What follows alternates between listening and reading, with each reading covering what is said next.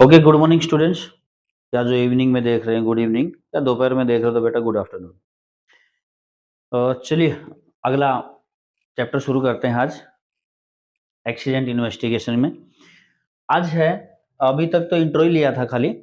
अभी हम देखते हैं एक्सीडेंट इन्वेस्टिगेशन और रिपोर्टिंग और उसका रिकॉर्ड। ठीक है, तो एक्सीडेंट इन्वेस्टिगेशन के बारे में सबसे पहले मोटी मोटी जानकारी लेते हैं, उसके बाद फिर उसकी रिपोर्टिंग कैसे करनी है वो, और फिर रिकॉर्ड में क्या रखना है हम उसके बारे में जिक्र करेंगे। ठीक है, तो अपनी पेन कॉपी लेके आप तैयार रहें, क्योंकि साथ में नोट्स भी बनाने पड़ सकते हैं। तो देखिए, किसी भी तरह की कोई भी चोट हो, यानी कि कोई भी इंजरी हो सकती है, कोई भी इंसिडेंट हो, या कोई नियर मिस एक्सीडेंट हो, तो इन सभी के लिए एक्सीडेंट इन्वेस्टिगेशन होना बहुत बहुत जरूरी होता है, अति आवश्यक होता है। और अगर हम इस चीज को अनिवार्य करें तो कहना गलत नहीं होगा, क्योंकि एक्सीडेंट इन्वेस्टिगेशन दुर्घटना के मुख्य जो कारण होते हैं, जो उसके पीछे जो फैक्टर होते हैं, उनको निर्धारित करने में या फिर आगे इन फ्यूचर हमें उस तरीके के एक्सीडेंट को रोकने में मदद मिलती है। और वहां पे किस तरीके की नेगेटिव चीजें थी जो एक्सीडेंट को बढ़ावा दे सकती हैं, पहले थी और आगे भी वो ऐसे ही रही रहे, तो फिर वो बार बार एक्सीडेंट उस तरीके के बनते ही रहेंगे। इसलिए एक्सीडेंट इन्वेस्टिगेशन बहुत आवश्यक होता है।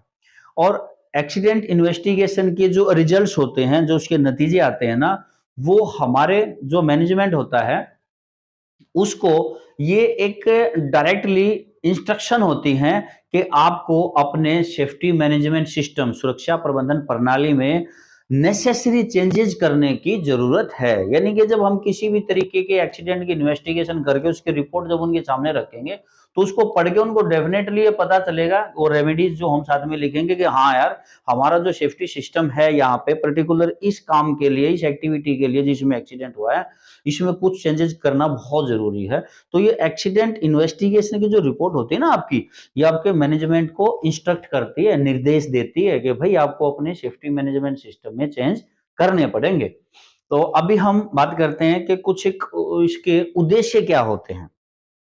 उद्देश्य एक्सीडेंट इन्वेस्टिगेशन के इसके जरूरत है ये हम जानते हैं, लेकिन उद्देश्य तो पता होना चाहिए ना भाई, क्यों करना पड़ता है। तो सबसे पहला तो ये है कि एक्सीडेंट के जो कारण है ना, उनके प्रति हमें सचेत कर देती है, अवेयर करती है।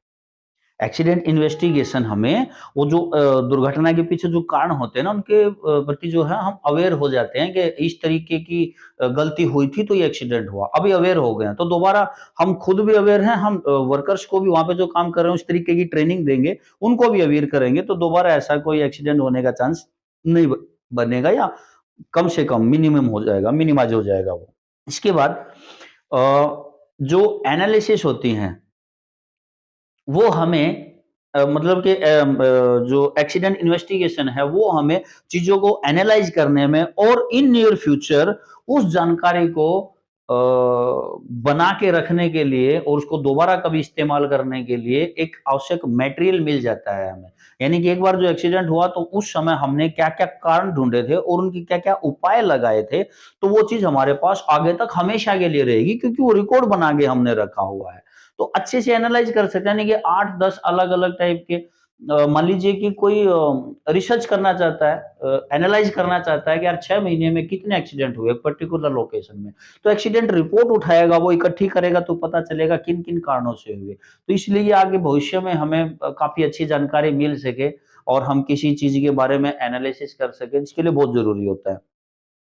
एक तीसरा कारण होता है कि दुर्घटना के जो प्रभाव होते हैं, जो इफेक्ट होते हैं, उसको हम एनालाइज कर सकते हैं। एक्सीडेंट के पीछे क्या फैक्टर काम कर रहे थे और उसके क्या प्रभाव पड़े हैं, तो उनको हम एनालाइज कर सकते हैं, उनके बारे में विश्लेषण कर सकते हैं, विचार कर सकते हैं गहनता से। इसके अलावा एक और चौथा पॉइंट होता है कि फ्यूचर में इस तरीके की कोई भी दुर्घटना या एक्सीडेंट को रोकने के लिए सबसे अच्छा उपचार है। यानी कि एक सबसे बढ़िया रेमेडी, उपाय इसको अगर हम कहें, तो फ्यूचर में इस तरीके के एक्सीडेंट को रोकने का सबसे अच्छा है कि वो जो एक्सीडेंट हुआ है उसका आप रिपोर्ट बना लो। उसको एनालाइज करके बहुत बढ़िया उसकी एक्सीडेंट रिपोर्ट बना के उसकी तैयार करके रख दो। पांचवा एक और इसके उद्देश्य में पांचवा पॉइंट आता है, जिनको चोट लगी है, जो पीड़ित हैं, उनको मुआवजा देने के लिए जो रिकॉर्ड हमें तैयार करने हैं, जो रिपोर्ट तैयार करनी है, उसमें ये एक्सीडेंट इन्वेस्टिगेशन बहुत जरूरी डॉक्यूमेंट होता है। अगर एक्सीडेंट का इन्वेस्टिगेशन ही नहीं होगा तो उसको जो मुआवजा मिलना है, जो उसको कंपनसेशन मिलना है कि भाई किसी का हाथ कटा तो इतने पैसे मिले, टांग कटा इतना पैसे मिलेंगे, या 6 महीने हॉस्पिटलाइज रहा, 3 महीने हॉस्पिटलाइज रहा, तो उसको कितना क्या मिलना है, वो उस एक्सीडेंट रिपोर्ट पे भी डिपेंड करता है, तो उसमें मदद मिलती है।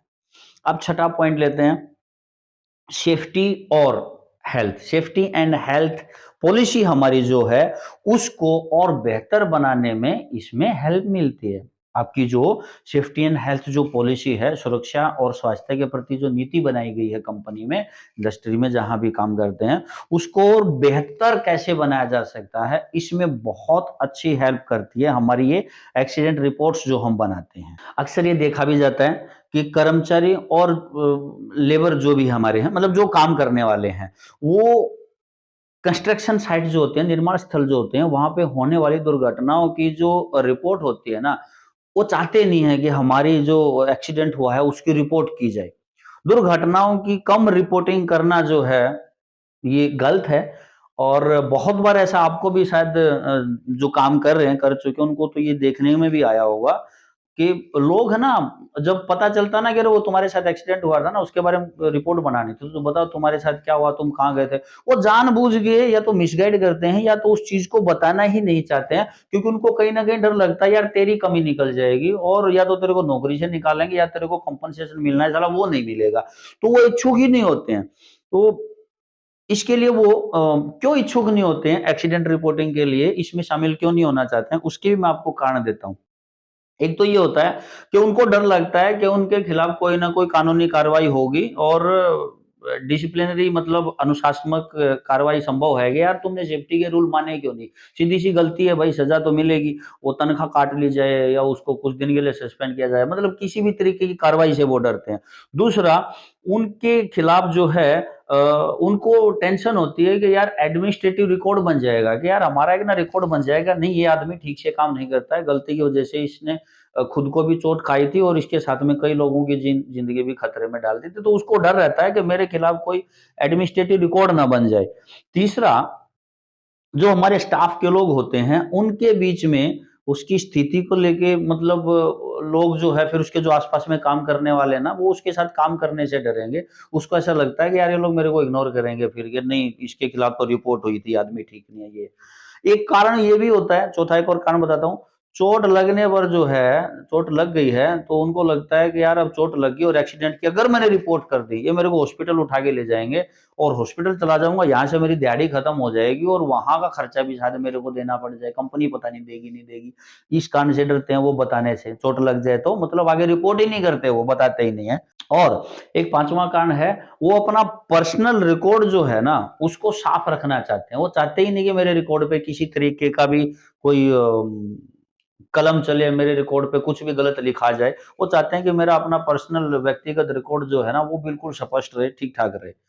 और शोर शराबे से, फालतू की किच-पिच से कि कभी उस मैनेजर के पास जाके मुझे बोलना पड़ेगा, कभी वहाँ मुझे खड़ा होके कुछ सवाल-जवाब किए जाएँगे मेरे साथ, इसलिए भी वो टेंशन लेते हैं। दूसरी चीज़ जो है ना, काम में रुकावट भी आती है। देखो अब एक्सीडेंट हो गया, कोई बात नहीं, वो पता है क्या करेंगे, "अरे! ये रिपोर्ट मत करना भाई, बताना मत किसी को।" वो आएगा सेफ्टी वाला, साला पूरा काम रुकवा देगा, यहाँ पे काम नहीं होगा।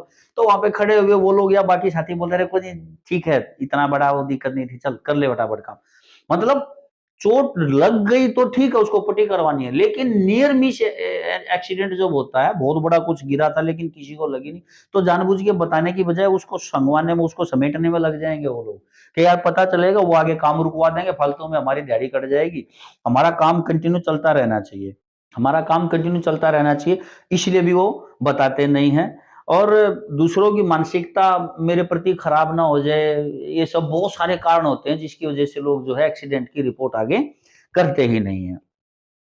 तो जितनी चीजें अभी मैंने आपको बताई हैं, इन सभी समस्याओं के मुकाबले में असल में हमें चाहिए क्या? जैसे कि भाई कोई रिपोर्ट ही नहीं कर रहा है, तो जितनी भी समस्याएं मैंने बताई, उनके समाधान के लिए में क्या करना चाहिए? जो लोग काम कर रहे हैं, उनको, हम तो क्या ही करेंगे, हम सेफ्टी ऑफिसर हैं तो भाई हमें तो हर चीज का पता नहीं चलता, कोई बताएगा तो पता चलेगा कि कहीं पे कुछ हुआ था, मेरे सामने होगा तो ठीक है, सामने नहीं हुआ तो हमें कैसे पता चलेगा जब तक कोई बताएगा नहीं। तो एक पॉजिटिव प्रतिक्रिया होनी चाहिए, पॉजिटिव प्रतिक्रिया रहे हमारी वर्कर्स के प्रति, और वर्कर्स की जो है ना स्टाफ के प्रति भी, कि नहीं सर धमकाते नहीं है, हमेशा कुछ कहते नहीं है यार, हमारे बारे में ही सोचते हैं, इसलिए अगर कुछ हुआ है तो चलिए उनको बता देते हैं। तो दोनों की जो प्रतिक्रियाएं है ना, रिएक्शन जो है ना, वो थोड़ी सी पॉजिटिव होने चाहिए, डरे नहीं। और नियंत्रण जो आइडियाज होते हैं कि भाई किस तरीके से कंट्रोल किया जा सकता है, उन चीजों पर ज्यादा ध्यान देना चाहिए। अच्छे सेफ्टी के जो रूल्स हों वो उन लोगों को पता हो कि भाई ये करना है और ये नहीं करना है। और कोई एक्सीडेंट अगर हो भी जाता है, पहले से उसकी रिपोर्ट बनी हुई हो, उसके हिसाब से उनको ट्रेनिंग वगैरह दे, तो लोग इस चीज में शामिल होने के लिए डरते नहीं है भाई। एक्सीडेंट इन्वेस्टिगेशन का जो प्राइमरी एम होता है, हमारा जो सबसे प्राथमिक उद्देश्य होता है, वो होता है दुर्घटना घटित होने के जो मूल कारण हैं, जो मुख्य उसके कारण हैं, उनका पता लगाना है। और इस तरीके की दुर्घटना रोकने के लिए क्या सबक सिखाना है, आगे लोगों को क्या शिक्षा देनी है, क्या समझाना है, हमारा ये होता है।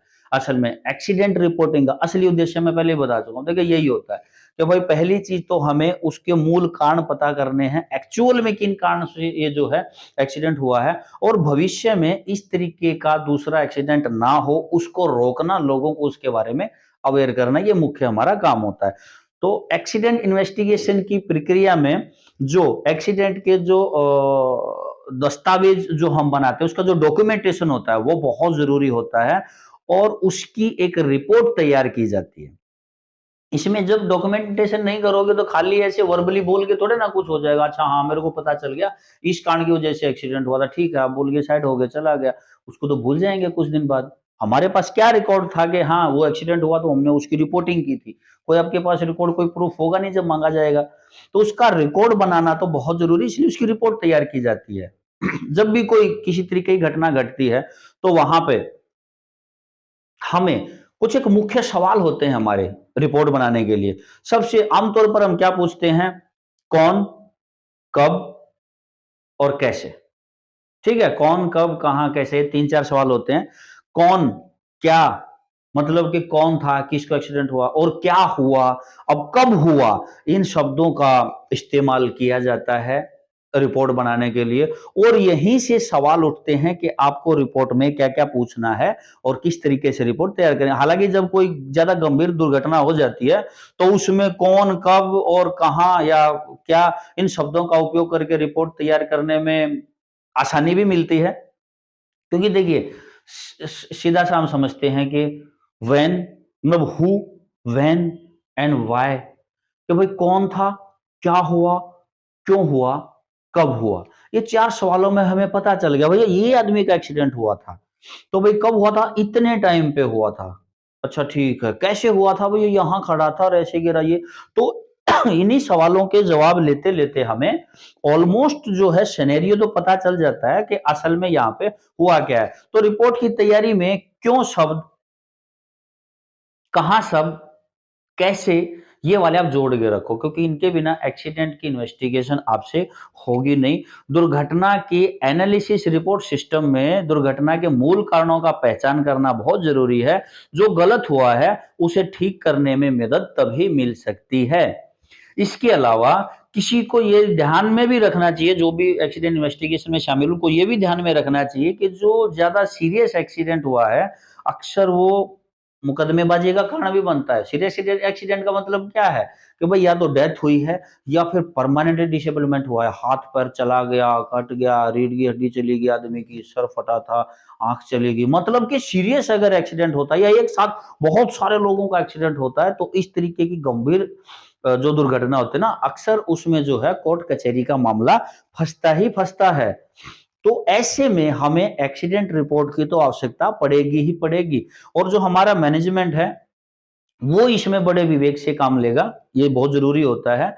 और ऑर्गेनाइजेशन से बाहर एक और मतलब किसी विशेषज्ञ को, किसी कॉम्पिटेंट पर्सन को बुला लेते हैं। अगर अंदर से कोई बड़ी एक्सीडेंट में इन्वेस्टिगेशन, अगर अपने ऑफिसर नहीं उतने लेवल के हैं, उतना अच्छा ज्ञान या एक्सपीरियंस उनको नहीं है पुराना, तो बाहर से किसी को हायर कर लिया जाता है और वो फिर एक अच्छा एनालाइज करके उस एक्सीडेंट को पूरा एनालाइज करते हैं, तब एक रिपोर्ट तैयार करते हैं और वो रिपोर्ट तैयार करके फिर उसको हर जगह पेश किया जाता है, ताकि कंपनी को खुद को सही साबित करने का भी आगे मौका मिले कि भाई इसमें सारी की सारी गलती हमारी नहीं थी, ताकि आगे कोर्ट कचहरी में, क्योंकि भाई कोर्ट कचहरी में फंसेंगे तो अब यहाँ पे ये मैटर नहीं है, आपका सवाल ये ना उठे कि सर एक्सीडेंट होगा, कोर्ट कचहरी होगी तो किस किस के पे केस होगा। देखिए केस में तो वो तो डिपेंड करता है सिचुएशन पे कि नाम किस किस का आएगा। ऐसा नहीं है कि सेफ्टी ऑफिसर पे केस होता है बाकी सारे बच जाते हैं। वो कंपनी में ऑलमोस्ट जितने इंचार्ज लोग होते हैं मैनेजमेंट लेवल से और साइट इंचार्ज तक सबका नाम आता है, लेकिन सजा वजा ऐसा किसी को कुछ होता नहीं है। ठीक है। जब भी कोई दुर्घटना होती है तो इमरजेंसी जो हमारी प्रतिक्रियाएं होती हैं उनको यानी कि हमारी जो इमरजेंसी प्लानिंग जो होती है उसको तुरंत लागू कर दिया जाता है। जो घायल व्यक्ति है, जो श्रमिक है हमारा, उसको मेडिकल एड दे दी जाती है, या तो वहां पे एम्बुलेंस मौजूद होती है या अरेंज करके कम से कम टाइम में उसको हम चिकित्सा देखभाल जो भी होती है उसकी मेडिकल केयर करवा देते हैं और उस सिचुएशन को जल्दी से जल्दी कम से कम टाइम में हम कंट्रोल करने की कोशिश करते हैं। अब जो इमरजेंसी कार्रवाई जो होती है, आपातकालीन कार्रवाई जो होती है, वो पूरा करने के बाद एक सटीक जानकारी को इकट्ठा करना, दुर्घटना की जांच वहीं से शुरू होती है। यानी कि एक्सीडेंट हुआ उस टाइम पे कुछ नहीं करना होता, एक्सीडेंट होता तो आपके पास टाइम भी नहीं होता है सबका। एक्सीडेंट का तो ये है कि भैया एम्बुलेंस को फोन किया, उसको तुरंत जो है हॉस्पिटल तक कम से कम पहुंचे, मेडिकल एड जहां भी मिलती है मतलब वहां तक पहुंचाना हमारा फर्स्ट प्रायोरिटी होता है। एक बार वहां पहुंच जाए वो आराम से, वो सिचुएशन जो सारी है, वो हा हल्ला मचा हुआ था वर्कर्स का, वो सब कंट्रोल हो जाए, उसके बाद फिर वहां पे असल में क्या हुआ था, सही सटीक जानकारी लेके और अपनी इन्वेस्टिगेशन की शुरुआत वहीं से हो जाती है उसी टाइम पे। तो दुर्घटना की जो जांच होती है, मुख्य रूप से उसमें कुछ एक फैक्ट होते हैं, कुछ एक तथ्य होते हैं, जिनके निष्कर्ष निकलने पे ही ये पता चलता है कि एक्सीडेंट क्यों हुआ था, कैसे हुआ था। आमतौर पर जैसे छोटी-मोटी कुछ घटना होती हैं, तो ऐसे मामले में जो भी घायल कर्मचारी है, वो सुपरवाइज़र को जाके बता देता है। सुपरवाइज़र नॉर्मली वहाँ पे जो भी हो उसकी जाँच कर लेता है। छोटे-मोटे एक्सीडेंट में कोई बहुत बड़ी बात नहीं होती। वहाँ यही 2-4 सवालों के जवाब मिल जाते हैं। भाई किसके साथ हुआ था? कब हुआ था? और कैसे हुआ था? तो इनमें मिल जाता है जवाब।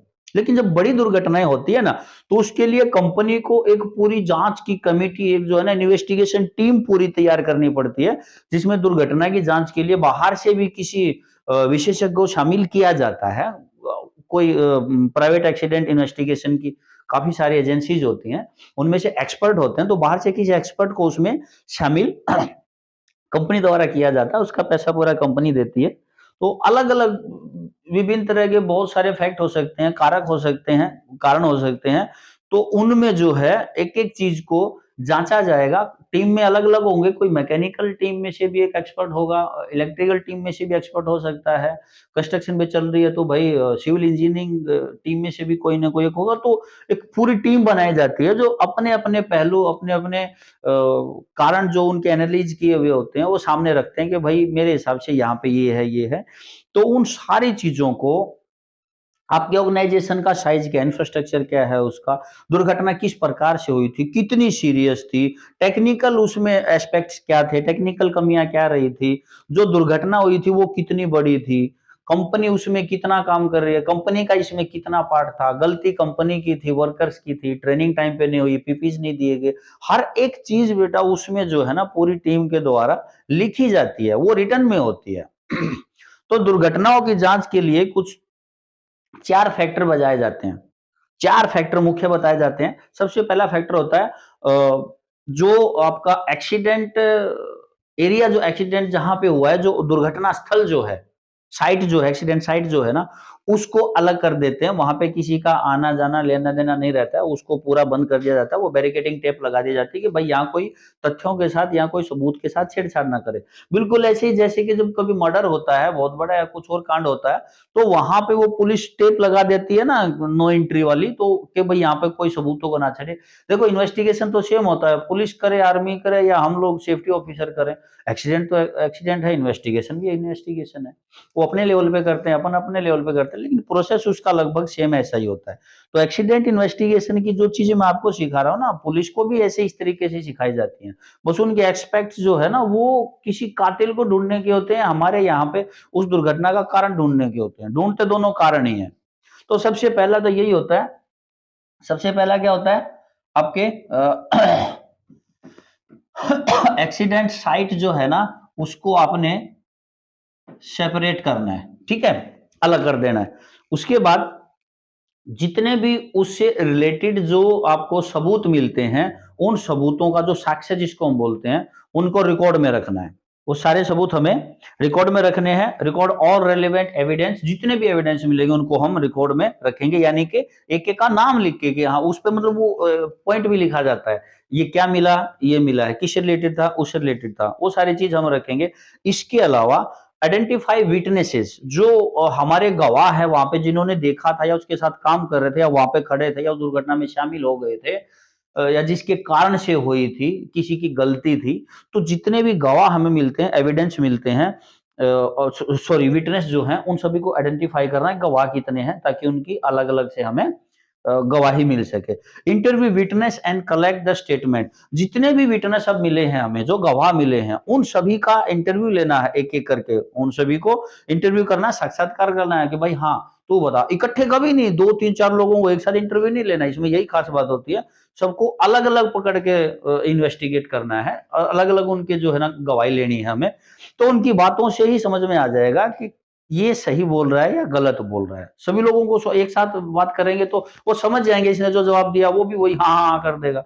अलग अलग बिठाएंगे तो उसको पता नहीं चलेगा उससे क्या पूछा है, दूसरे को बिठाएंगे तो उसको पता नहीं चलेगा इससे क्या पूछा है, तो उसको जो मालूम है वो बताएगा, तो जो झूठ बोल रहा है वो पकड़ा जाएगा। और उनके जो बयान है ना, वो या तो रिटर्न में लेंगे या रिकॉर्डिंग में लेते हैं। अभी तो रिकॉर्डिंग का सिस्टम आ गया, बहुत कम जगह है फिर भी, लेकिन ना रिटर्न में ही लेते हैं कि भाई जो कुछ भी है ना, या तो हम साथ के साथ लिखते रहते हैं, नीचे उसकी साइन करवा लेते हैं, या लिखा पढ़ा है तो बोलते हैं ठीक है लिख के दे, बता तेरा क्या कुछ देखा तूने, किस तरीके से हुआ, वो चीजें उससे पूछी जाती हैं साथ के साथ। ये चार फैक्टर होते हैं हमारे, ठीक है। सबसे पहला isolate the accident spot, accident spot को हमें आइसोलेट करना है, अलग कर देना। दूसरा रिकॉर्ड ऑल रिलेवेंट एविडेंस, जितने भी सबूत मिलते हैं वो आपको रिकॉर्ड में रखने हैं। उसके बाद विटनेस को आइडेंटिफाई करना है।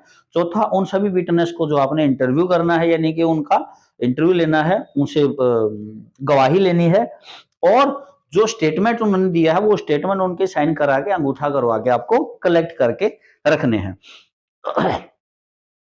जो घायल, जिसको चोट लगी थी, उसको दुर्घटना स्थल से हटाने के बाद, वो दुर्घटना स्थल से सब हट जाते हैं, तो isolation of the accident scene is required until the patients, अगर वहां पे आपको कुछ एविडेंस दिखाई देते हैं, कुछ साक्ष्य, कुछ प्रूफ दिखाई देते हैं, तो वो इकट्ठे करने हैं, बहुत जरूरी है। दुर्घटना के जितने भी सबूत आपको मिलेंगे उन सभी को एक ही जगह इकट्ठा करना है। क्या क्या हो सकता है उनमें, वीडियो हो सकती है, किसी ने वीडियो बनाई हो, फोटो हो सकता है, या वहां पे कैमरे लगे हों उसमें वीडियो रिकॉर्डिंग आ गई हो, या किसी ने फोटो लिया हो वो वहां पे, या आप जो फोटो खींचेंगे वो, और कुछ एक कई बार ड्राइंग बनाई जाती है कि भाई ये यहाँ पे खड़ा हो, इसने यहाँ से ये सामान गिरा, इतने मीटर दूर था, वो आपने बनाया हो।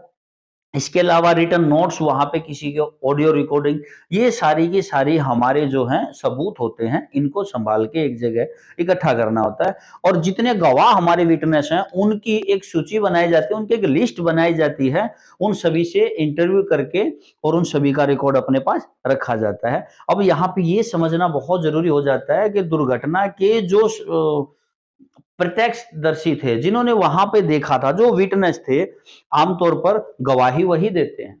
ध्यान दीजिए, गवाही वही देंगे जो वहां पे खड़े थे, जिन्होंने होते हुए देखा था।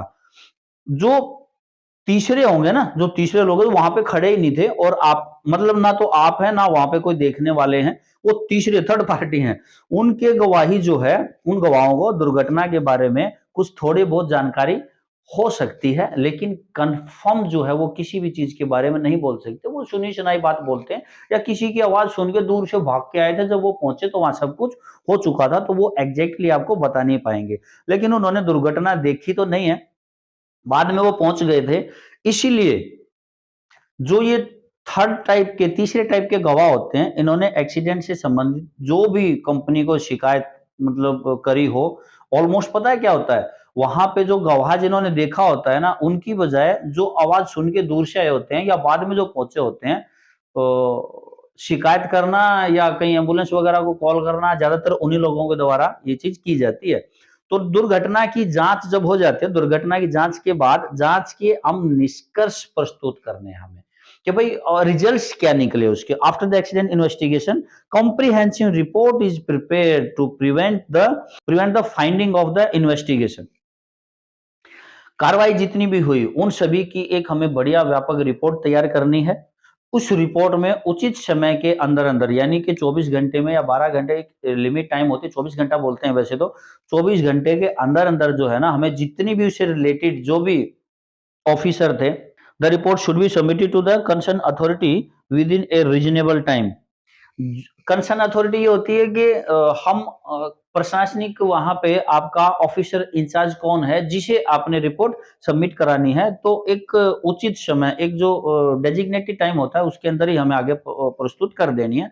दुर्घटना की जो रिपोर्ट है, एक्सीडेंट की जो रिपोर्ट है, उसमें शामिल जानकारी कम से कम कंपनी की जो जरूरतें होती हैं, भाई requirement of company, administrative department and concern law, भाई जो हम रिपोर्ट बनाएं उनमें ध्यान रखें कि कंपनी को क्या क्या जानकारी चाहिए, वो उसमें जरूर होनी चाहिए।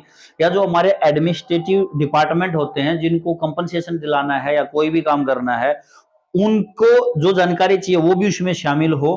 और एज पर लॉ, कानून के अनुसार क्या चीज सही है, क्या गलत है, क्या होना चाहिए, वो भी हमारी रिपोर्ट में शामिल होनी चाहिए। या कि हाँ, यानी कि हमारी कंपनी उस हमारी ही बनाई हुई एक रिपोर्ट के आधार पे आगे होने वाली हर एक कार्रवाई में शामिल हो सके और एक बहुत बढ़िया प्रूफ आगे पेश कर सके। अब एक छोटी सी लाइन बचती है आज की हमारी, section 88 of the factory act 1948, factory अधिनियम 1948 की धारा 88 में स्पेसिफाई किया गया, specifies the accident should be reported to the inspector of the factory. जो इंडस्ट्री, जो कंपनियां होती है ना, असल में देखो ये चीज फॉलो तो नहीं होती, लेकिन हमारे फैक्ट्री एक्ट की धारा 88 में ये लिखा हुआ है, ये बताया गया है कि दुर्घटनाओं की, जितनी भी दुर्घटनाएं होती हैं आपके यहाँ पे, उन सभी की सूचना फैक्ट्री इंस्पेक्टर तक जरूर पहुंचनी चाहिए। आज की छोटी दुर्घटना की सूचना ना देना कल एक बड़ी दुर्घटना का कारण बन सकती है, बहुत इंपॉर्टेंट बात है।